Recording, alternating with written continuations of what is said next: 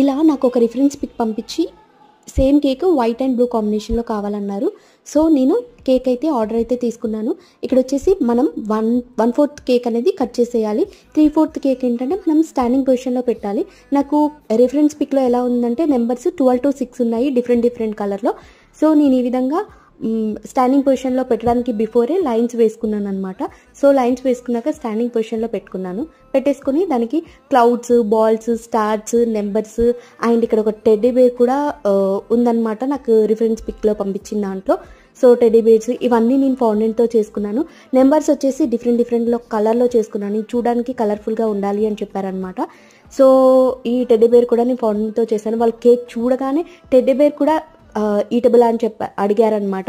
So నేను తినొచ్చు అని చెప్తే వాళ్ళు చాలా హ్యాపీగా ఫీల్ అయ్యారు. ఈ కేక్ అయితే వాళ్ళకి చాలా బాగా నచ్చింది. మీకు ఎలా అనిపించిందో కామెంట్ బాక్స్లో కామెంట్ చేయండి. వీడియో నచ్చితే లైక్ చేసి సబ్స్క్రైబ్ చేయండి. Thank you for watching.